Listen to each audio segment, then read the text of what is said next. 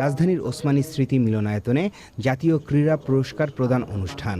2010, 11 এবং 12 সালের মোট 32 জন ক্রীড়াবিদ এবং ক্রীড়া সংগঠককে পুরস্কার প্রদান করেন প্রধানমন্ত্রী শেখ হাসিনা। পুরস্কার প্রাপ্তদের মধ্যে ক্রীড়াক্ষেত্রে অবদানের জন্য 2011 সালের পুরস্কার পেয়েছেন শেখ কামাল।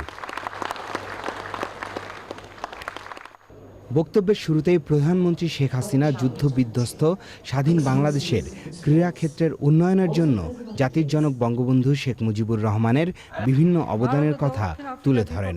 এক্ষেত্রে আওয়ামী লীগ সরকারের অবদান এবং সফলতা তুলে ধরে প্রধানমন্ত্রী বাংলাদেশ ক্রিকেট দলের প্রশংসা করেন।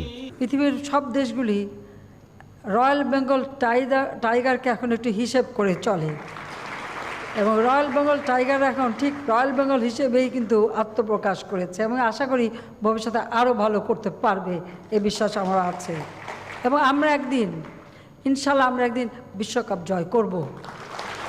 আর ইতিমধ্যে আপনারা দেখেন আমাদের অনূর্ধ্ব 16 ফুটবল প্লেয়ার মেয়েরা চ্যাম্পিয়ন হওয়ার গৌরব অর্জন করেছে। মেয়েরা যা পারছে ছেলেরা আবার তা পারছে না।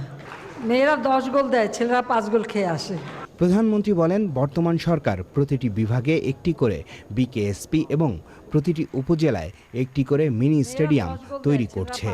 সে সঙ্গে বর্তমান সরকারের লক্ষ্য বিলুপ্ত হয়ে যাওয়া গ্রাম বাংলার খেলাধুলাকে ফিরিয়ে আনা। খেলাধুলার মধ্য দিয়ে ছেলে মেয়েদের একটা শৃঙ্খলাবোধ এবং অধ্যবসায়, দায়িত্ববোধ, কর্তব্যবোধ, দেশপ্রেম জাগ্রত হয়। এই যে জঙ্গিবাদ, সন্ত্রাস বা মাদকাসক্তি এগুলি মানুষকে একেবারে তাদের মন, মানসিকতা এবং স্বাস্থ্য নষ্ট করে দিচ্ছে, সমাজকে কলুষিত করে দিচ্ছে। যেখান থেকে আমাদের এই যুব সমাজ এবং আমাদের সবাইকে ফিরে আনতে হবে।